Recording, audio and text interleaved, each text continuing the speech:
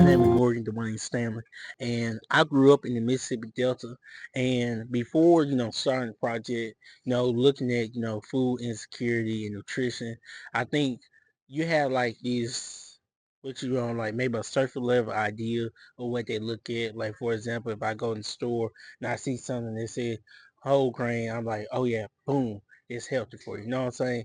But like when you actually go down, you use MBAT and you look at specific things to look at as far as availability, as far as like looking at your 1%, 2% fat, looking at all those other details, and you look and talk about is it available in certain stores in Mississippi Delta. You get more specific and you give a more realized scope of what we actually have available to for citizens to eat. And like even doing the assessment here, there's a lot of things there to find the impact that we should have that we don't have.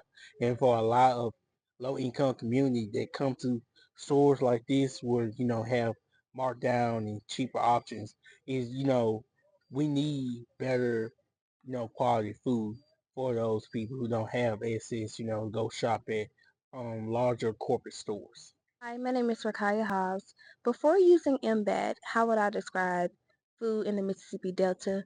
Well, I am born and raised in the Mississippi Delta, and before using this tool, I'll probably define food as all of our food are great. Home cooked meals, not really looking at the nutrition factor that plays into it, not really like dissecting the things at the grocery stores or at home what is being cooked and processed.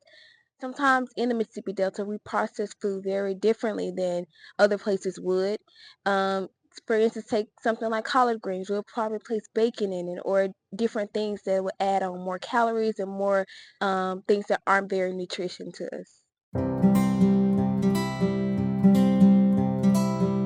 So Impact is a great tool because you actually going in, you looking at, availability of nutritional items. You know what I'm saying? So if residents were able to go in the store and look at certain products and actually assess what is actually of quality, what you should be eating. For example, when we talk about low sugar or low fat, a lot of time people go in the store and they just get the cheapest item, but the cheapest item is not really the best nutritional item. So I definitely think using the MBAC could be definitely a tool to help assist residents, especially when people come in the store not really understanding a lot of stuff that they're buying.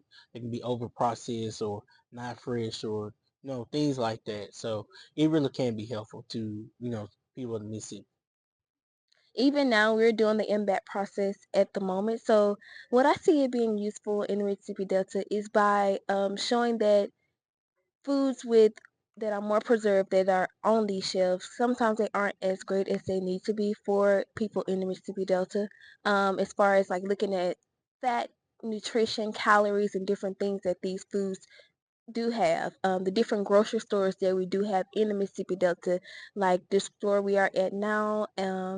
I don't think I want to give a name, but different stores of that nature that sometimes are marketed at low prices that other grocery stores aren't. They don't have as much nutritional value as other places comparable would be.